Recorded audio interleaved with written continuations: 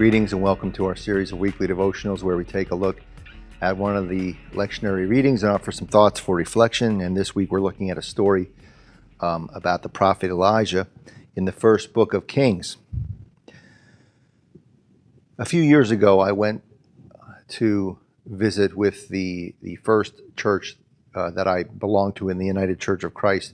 They were celebrating their 275th anniversary, and it was a very cool celebration. All the living former pastors that had been affiliated with the congregation came back, and we all shared stories about how meaningful this place was to us, about how meaningful and how much of a positive influence this faith community was in our lives and how it had shaped us in our various journeys of ministry. And certainly here at Forks, we experienced something similar several years ago at our 200th anniversary.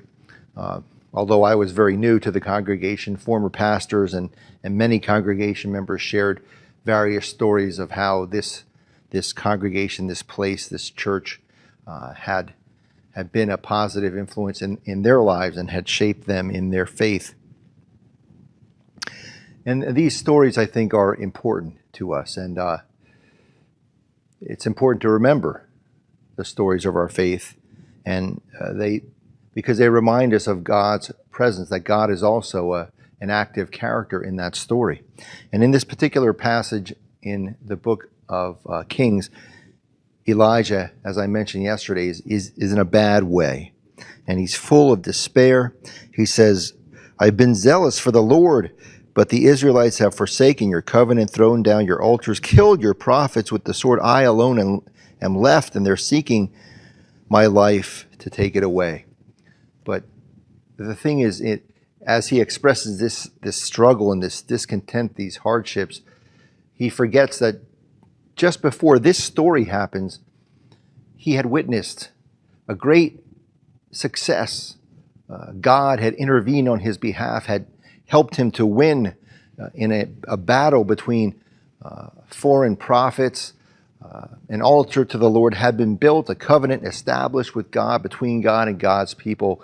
As far as prophets and prophetic work goes, Elijah was nailing it, and how quickly he forgets.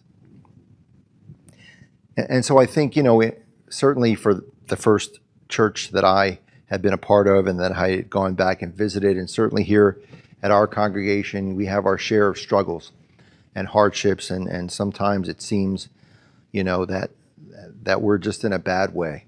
But if we look back and remember the stories of our faith, I think they help to remind us that this is still a place that can be a positive influence, that the church is a place that can change lives for the better, and that God is still a part of this story of ours.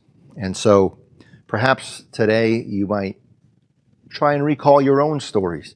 What stories, memories, remembrances in your faith history have helped to shape you and remind you of God's abiding presence with us.